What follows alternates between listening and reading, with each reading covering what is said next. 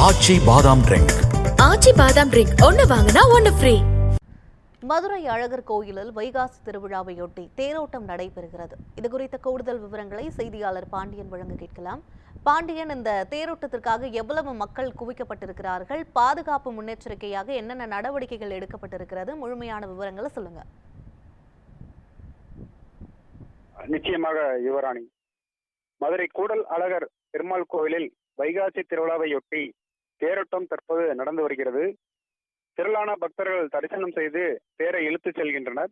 மதுரை கூடல் அழகர் கோவில் தேரோட்டம் கூடல் அழகர் கோவிலில் 108 வைணவ திவ்ய தேச தலங்களில் 47வது தலமாக மதுரை கூடல் அழகர் பெருமாள் கோயில் விளங்குகிறது.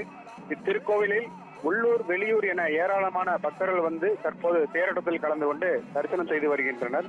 இக்கோவிலில் வைகாசி பெருந்திருவிழா கடந்த 2ஆம் தேதி கொடியேற்றத்துடன் தொடங்கி வருகின்ற 15ஆம் தேதி வரை நடக்கிறது. விழாவின் சிகர நிகழ்ச்சியான தேரோட்டம் இன்று நடைபெற்று வருகிறது.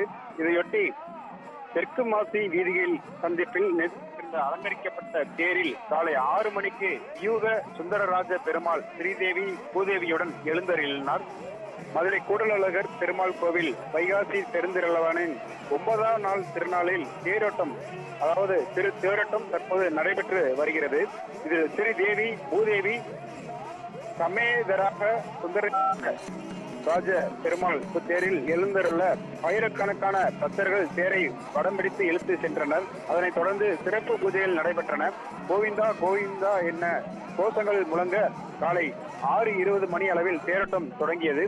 திரளான பக்தர்கள் தேரை வடம் பிடித்து இழுத்து தற்போது தரிசித்து வருகின்றனர்.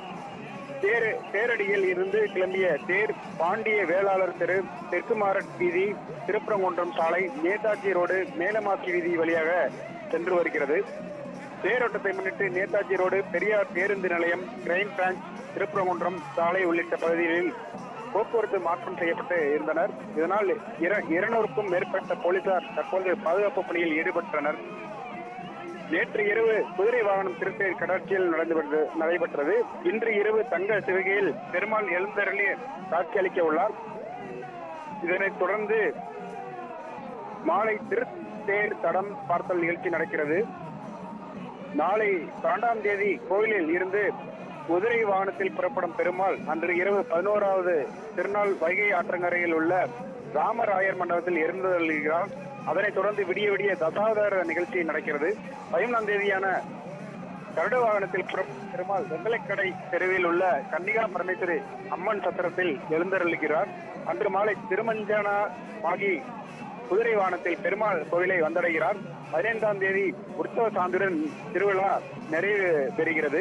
விழாவிற்கான ஏற்பாடுகளை கோவில் நிர்வாகத்தினர் செய்திருந்தனர். யுவராணி, விவரங்களுக்கு நன்றி பாண்டியன்.